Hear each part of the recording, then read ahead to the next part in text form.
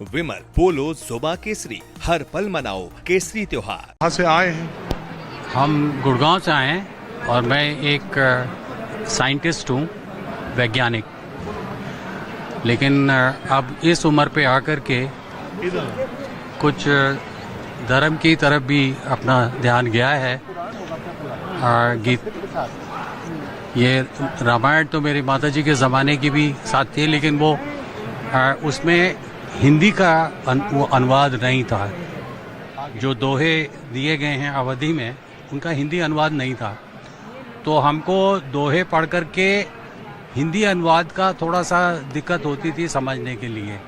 तो आज मैंने ये रामायण खरीदी है, जिसमें गीता प्रेस की तरफ से एक बहुत अच्छा ये संस्करण निकाला है, जिसमें अब जैसे पीछे हमारा देखिए, एक मैं कोट करूँगा सुंदरकांड से।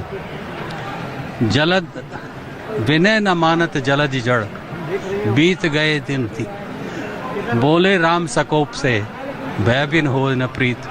ये आपको ध्यान होगा कि कब कहा गया ये बात। 500 प्रेस नहीं, ये 500 साल कही, लेकिन अभी एक प्रेस कॉन्फ्रेंस में एक मिलिट्री के कमांडर ने ये बात बोली।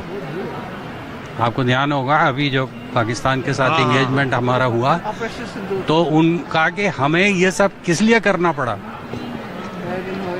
भय बिन होए न प्रीत, कि ये जभी मानेंगे जबकि हम इनको थोड़ा सा वो ना, जब भगवान राम ने जब धनुष उठाया तो समुद्र जी बाहर निकल के आए कि क्षमा प्रार्थी हूँ, मैं मुझसे गलती हुई। आपकी उम्र क्या है अंकल?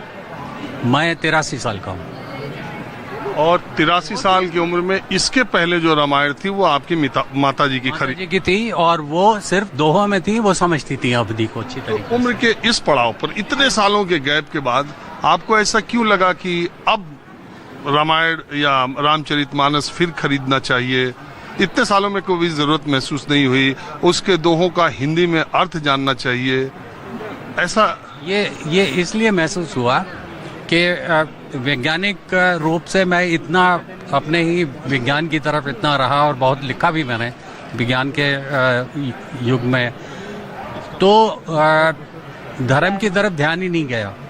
रिटायरमेंट के बाद थोड़ा सा ज्यादा, लेकिन रिटायरमेंट के बाद, अब रिटायरमेंट भी मेरे 23 साल हो गए अब, और 23 साल में तो बहुत सारी धार्मिक किताबें भी पढ़ी मैंने। नहीं, मैं ये जानना चाह रहा हूँ कि आज के दौर में जो राजनीति है, या जिस तरह से 2014 के बाद सरकार आई है, देश का जैसा माहौल है, धर्म उस हिसाब से आपको लग रहा है कि धर्म की तरफ लौटा जाए या धर्म की तरफ जाए, इसका कोई योगदान है कि आपकी उम्र का योगदान है? मैं ये जानना। मेरी उम्र का योगदान नहीं है, लेकिन मैं ये बात जानता हूँ कि ये जो रामचरितमानस है, इसके अंदर सभी तरीके की बातें दी हुई हैं जो हमारे जीवन में उतरती हैं। बिल्कुल।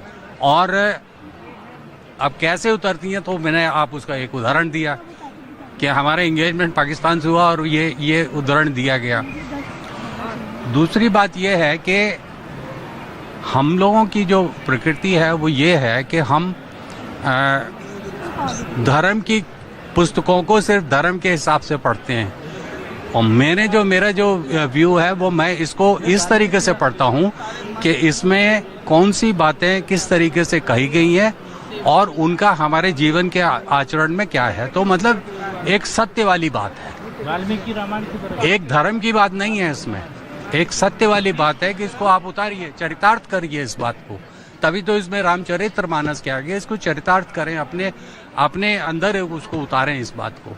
तो मेरा जो अभी भी यही है मानने का कि अगर मैं इसको पढ़ रहा हूँ तो मुझे थोड़ी दिक्कत हुई कि खाली दोहों को समझने में। तो मैं अब एक ये किताब इसलिए ले जा रहा हूँ कि इसमें वो दिया हुआ है, और मैं उसको गूढ़ता से ये पढ़ूंगा कि उसका क्या मतलब है और उसको कैसे अपने जीवनी में उतारा जा सकता है। आंटी आप बताइए, रिटायरमेंट के 23 साल हो चुका, अब जाके रामचरितमानस पढ़। 23 साल तो जरूर हो गए, पर इनके फिर भी कंसल्टेंसी तो फिर भी कर रहे थे अपने फील्ड में ही। वो तो अभी छोड़ा, 2 साल हुआ।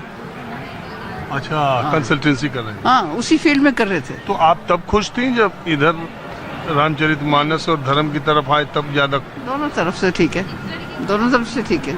और अभी की पॉलिटिक्स का कितना योगदान है जिसमें? है, काफी है, बहुत योगदान है, इसमें कोई शक नहीं है। उसमें को कहते हैं ना रेनेसांस जिसको कहते हैं, ये वो जो चीजें दबी हुई थी सब हिंदू लोगों में ऊपर आ रही हैं। धार्मिक पुनर्जागरण, रेनेसांस। बिल्कुल। हाँ, आप भी मानते हैं? हाँ, ये मैं मानता हूँ इस बात को। क्योंकि पहले तो ये बात तो मैं मानता हूँ पहले कि तो अपने आपको हिंदू कहने में भी हम थोड़ा अपोलोजेटिक थे। आ गई। अब नहीं, अब नहीं है। अब कहते हैं गर्व से कहो हम हिंदू हैं। ये बेटी कौन है, है? बेटी है। ये आपकी बात में बहुत अफर्मेटिव नहीं लग रही है। नहीं लग रही है। नहीं बिल्कुल है। हाँ? बिल्कुल है। आपको भी लग रहा है कि क्योंकि मैंने बचपन से अपनी ग्रैंड मदर को देखा है, चौपाइयाँ घर में हमारे पास रामायण शुरू से ही देखी है हमने अपने घर में। ये कोई नई बात नहीं है। ये जो कह रही है रेनेसांस, हिंदुओं का पुनर्जागरण हुआ है। अब हिंदू हिंदू कहने में, और अब हिंदू अपनी किताबों के प्रति, या ये वो बात में जानना चाहूँ। हाँ जी, बिल्कुल हुआ है। मेरे ख्याल से इसका असर चारों तरफ से है। मतलब जो हो रहा है अभी आपके आसपास पूरे विश्व में जो हो रहा है, उसको अगर आप देखें तो उससे आप रिलेट कर पाएंगे, बिल्कुल रिलेट कर पाएंगे। हाँ जी, तुम कुछ बोलना चाह रहे हो? सर मैं ऐसा नहीं कहूँगा, पहले भी गर्व से हिंदू बोलता था और अब भी बोलता हूँ। तो ये अभी ऐसा क्यों? जन्म नहीं है सर, पहले भी ऐसा ही चल रहा था, ऐसा कुछ भी नहीं हुआ है। ये तो एक पॉलिटिक्स है जिसको बनाया जा रहा है इस नाम से। मतलब किसी एक को टारगेट करना, किसी एक को ऐसे प्रमोट करना, ऐसा कुछ है नहीं। पहले भी ऐसा था और अभी वही चल रही आ रही है।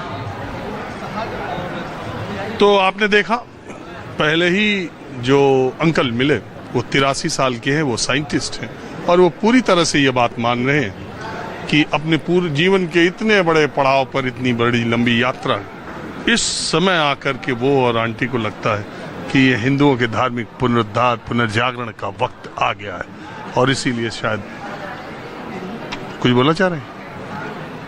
हाँ, जब भी आप जब हिंदू की बात करते हैं तो अभी जो अंकल कह रहे थे पहले, वो ठीक कह रहे थे। जब से भाजपा, हमारी भारतीय जनता पार्टी आई है, जब से पूरे देश के अंदर धर्म की ध्वजा लहरा रही है, संत और महात्माओं का गुणगान हो रहा है। गीता प्रेस गोरखपुर के यहाँ भी पहले अब से ज़्यादा, पहले अगर 30% बुक बिकती थी तो आज हमारा पूरा मेले में कहीं भी हम लोग जाते हैं तो कम से कम उससे 50% और आ गया, 30 से 80% आ गया है।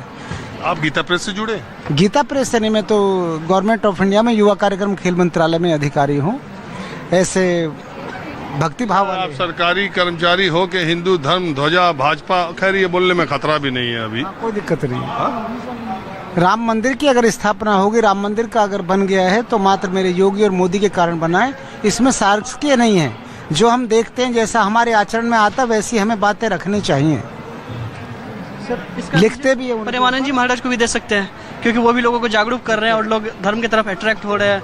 अब युवाओं के अंदर भी आ गया है, जैसे पहले नहीं जुड़ा हुआ तो वो भी जुड़ रहा है सोशल मीडिया के थ्रू। तो सर उसे भी दे सकते हैं हम श्रेय।